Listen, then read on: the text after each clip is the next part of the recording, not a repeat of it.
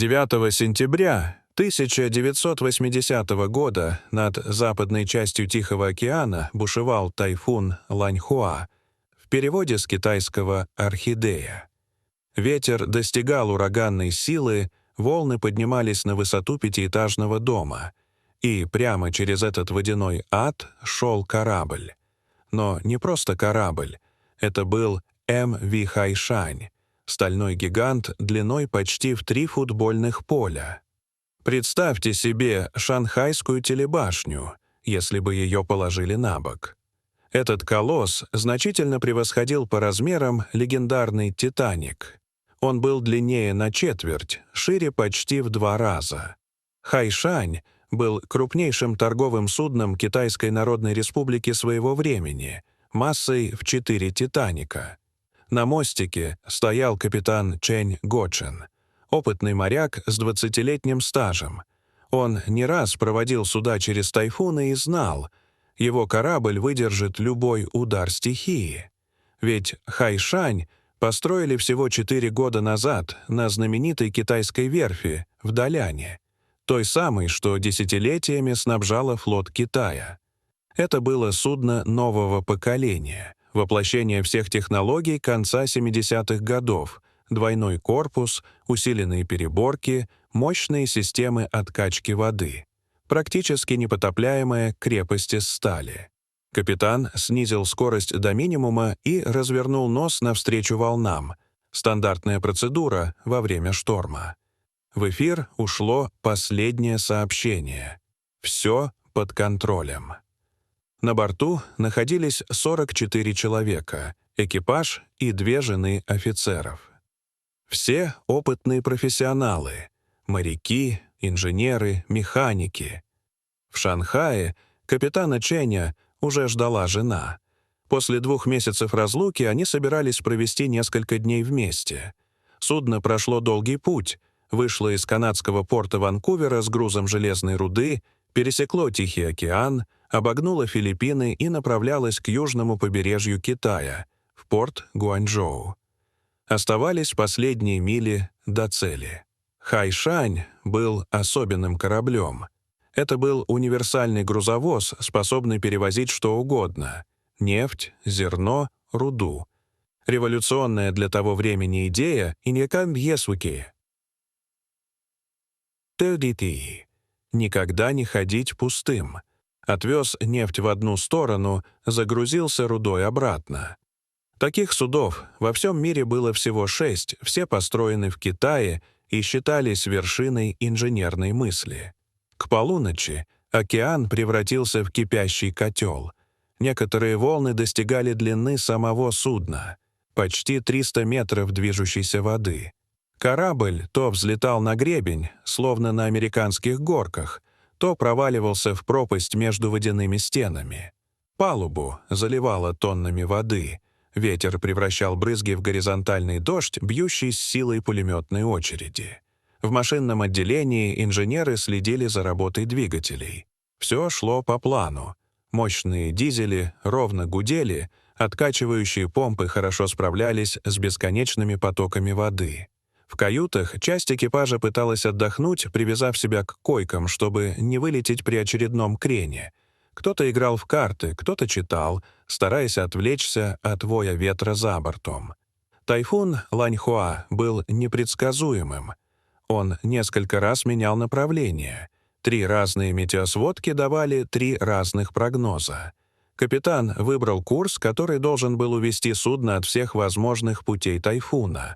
Но океан играл по своим правилам. В 3 часа ночи радиосвязь с Хайшань внезапно оборвалась. Никаких сигналов бедствия, никакого СОС. Просто тишина. Наутро, когда тайфун начал стихать, 2 других судна в том же районе благополучно дошли до портов. Их капитаны рапортовали. Они пережили один из самых страшных штормов за всю карьеру, но выстояли. Хайшань не вышел на связь ни через час, ни через день, ни через неделю. Поначалу владельцы этой Шанхайская государственная судоходная компания не паниковали.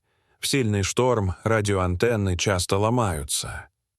Но когда прошла неделя, а корабль не появился ни в одном китайском порту, они, наконец, подняли тревогу. Официальные поиски начались только через 6 дней после исчезновения. Китайские военные корабли, вертолеты, патрульные самолеты систематически прочесывали каждый участок моря. Искали хоть что-то. Обломки, спасательные плоты, масляные пятна, плавающий мусор. Однако океан был абсолютно чист. Это противоречило всем законам. Когда тонет корабль, любой, с него всегда что-то всплывает. Деревянная мебель, пластиковые канистры, спасательные жилеты, документы. Здесь не было ничего. Словно корабль размером с небоскреб просто растворился в воздухе. Через 2 недели поиски прекратили. Заключение властей было лаконичным. Судно погибло в шторме. Никакого расследования причин, никакого анализа, никаких вопросов. Для сравнения, когда затонул «Титаник», расследование шло годами, изучали каждую деталь, опрашивали сотни свидетелей. Здесь же гигант в 4 раза больше просто списали как жертву стихии. Единственной находкой стала пустая спасательная шлюпка с «Хайшань», которую через 1,5 месяца заметил китайский танкер. Семьям погибших такое расследование показалось издевательством. Более 1/3 экипажа были жителями Шанхая, города, где базировалась компания-владелец. Эти люди не могли просто исчезнуть. Среди тех, кто отказался смириться с официальной версией, был Лю Чжэнхуа. В той катастрофе Лю потерял сына, 25-летнего механика. Но Лю-старший был не просто убитым горем отцом. Всю жизнь он проработал морским инспектором, проверяющим техническое состояние судов. Он знал, как устроены корабли, где их слабые места, что может пойти не так. И он точно знал, суда класса «Хайшань» не исчезают бесследно. Лю начал собственное расследование. Первое, что он выяснил, «Хайшань» был одним из 6 однотипных судов, построенных на одной верфи по одному проекту. Все они считались флагманами китайского торгового флота. Через 1,5 года после исчезновения «Хайшань» корабль из той же серии попал в шторм в Желтом море. Прямо во время плавания в носовой части корпуса пошли трещины. Капитан успел подать сигнал бедствия, экипаж эвакуировали вертолетами.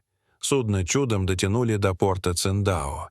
Тогда Лю стал копать глубже. Он связался с владельцами остальных 4 судов серии и выяснил шокирующий факт. У всех обнаружили трещины в том же самом месте, на носовой части. Все корабли тихо, без огласки отзывали на срочный ремонт. Почему? Ответ нашелся в финансовых отчетах. В 70-х годах китайские верфи переживали тяжелые времена. Японские и корейские судостроители предлагали те же корабли дешевле и строили быстрее.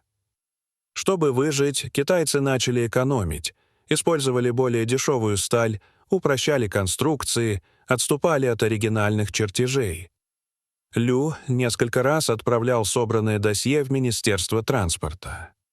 Вот только ответа так и не последовало. Тогда он обратился к прессе, но история не получила огласки. Лю не отступил и помог создать Ассоциацию семей погибших на Хайшань.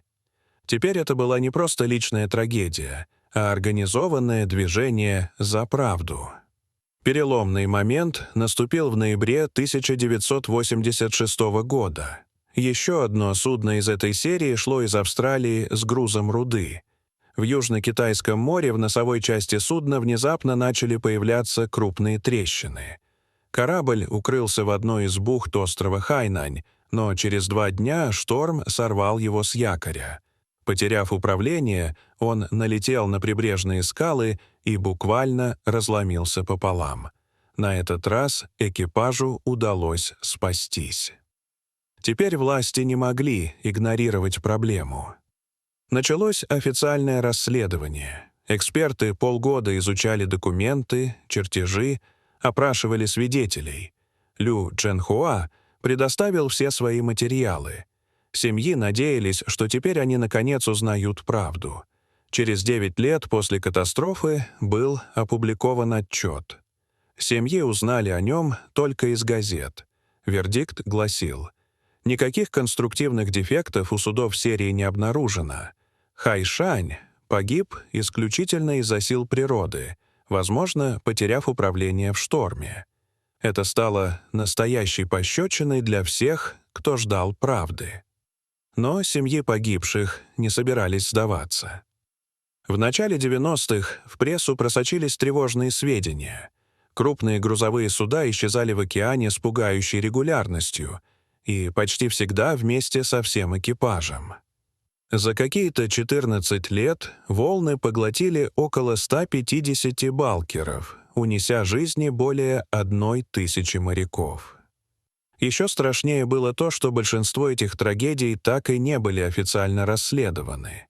Даже тогда власти упорно отказывались возобновлять поиски Хайшань. Поэтому спустя 14 лет после трагедии Ассоциация семей при поддержке Международного профсоюза моряков сама собрала деньги на беспрецедентную частную экспедицию без какой-либо помощи государства. Вооружившись новейшим глубоководным сонаром, исследовательское судно отправилось в Тихий океан, к точке, где Хайшань подал свои последние координаты. Невероятно, но Хайшань нашли всего за сутки поисков. Он лежал на глубине в 4 километра, глубже, чем высота самых высоких гор Азии.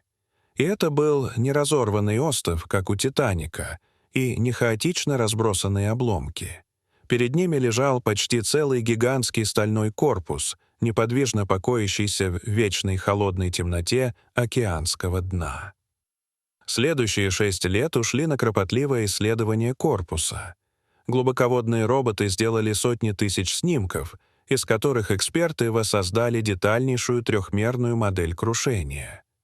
Лишь в 2000 году разгадка, наконец, всплыла на поверхность. Огромное судно длиной в 3 футбольных поля, созданное, чтобы противостоять ярости океана, погубила всего лишь одна маленькая железная дверь размером с обычную квартирную. В самом носу судна находился неприметный склад с тросами, краской и инструментами. По проекту его должна была защищать герметичная усиленная дверь, способная выдержать удар многотонной волны. Но при строительстве туда поставили обычную тонкую стальную дверь, такую же, как в жилых каютах. Обычная халатность и желание сэкономить стоили жизни десяткам людей и отправили на дно целый океанский гигант. Когда Хайшань встретил тайфун, волны начали бить прямо в нос. Ученые позже подсчитали, что судно могло столкнуться с волной-убийцей высотой с 6-этажный дом. Одна особенно мощная волна просто вышибла дверь склада. Из-за этого вода хлынула внутрь. За минуты в небольшом помещении оказались 1000 тонн воды. Нос стал тяжелее и глубже ушел под воду. Теперь волны били не в высокий борт, а прямо в палубу. Они сломали вентиляционные трубы, и вода пошла в трюмы. В машинном отделении люди еще пытались понять, что происходит. Они слышали грохот, чувствовали, как судно кренится носом вниз, но не знали, у них осталось меньше 2 минут. Дальше — эффект домино. Вода в носовом складе заставила корабль еще сильнее зарыться носом в бушующее море, словно в песок. Волны начали перекатываться через палубу и срывать крышки грузовых люков. Стальные плиты размером с теннисный корт. Они были рассчитаны на обычную нагрузку, а тайфун создавал давление в разы больше. Как только вода попала в первый трюм с рудой, судно было обречено. Железная руда, смешиваясь с водой, превращается в подобие жидкого бетона, сверхтяжелую массу, которая мгновенно тянет судно вниз. Трюм за трюмом заполнялись водой. Меньше чем за 2 минуты гигант полностью ушел под воду. Так быстро, что радист не успел даже нажать кнопку сигнала бедствия. Гибель Хайшань И раскрытая правда о причинах катастрофы потрясли морское сообщество. Стало ясно, если ничего не менять, подобное может повториться в любой момент, с любым судном, в любом океане. После публикации окончательного отчета в 2000 году в морском судоходстве произошла настоящая революция. Китайское правительство выдвинуло 20 рекомендаций по улучшению безопасности, и все они были приняты международным морским сообществом. Судостроители значительно повысили стандарты для носовых помещений, полностью переработали конструкцию грузовых люков, сделали обязательными датчики воды в трюмах, установили камеры на носовой части всех крупных грузовозов, ввели черные ящики на всех торговых судах. Эти изменения за последнюю четверть века спасли сотни судов и тысячи жизней. Сегодня грузовые суда тонут в разы реже, чем в 80-е годы. В 2018 году в Шанхае, в саду храма Чэнхуанмяо, установили бронзовый мемориал с именами всех 44 погибших. На самом корпусе Хайшань, лежащем на дне океана, водолазы закрепили мемориальную табличку. Хайшань все еще покоится в Тихом океане. 4 километра воды отделяют его от поверхности. В полной темноте, при чудовищном давлении, стальной гигант стал вечным памятником человеческой глупости и халатности, которые утопили огромный корабль, но также упорству и стойкости, которые смогли поднять страшную правду со дна. Если бы не Лю Чжэнхуа и другие родственники погибших, если бы не их 14-летняя борьба, мир так никогда и не узнал бы правду. Сколько еще Хайшань продолжала бы выходить в море с теми же дефектами, остается только гадать. История одного корабля полностью изменила мировое судоходство. Цена этих изменений — 44 жизни и 14 лет борьбы одного отца, который не позволил миру забыть. Дорогие зрители, что вы думаете об этой истории? Расскажите, пожалуйста, в комментариях. А если вам понравилось это видео, то ставьте лайк и подписывайтесь на наш канал. До свидания.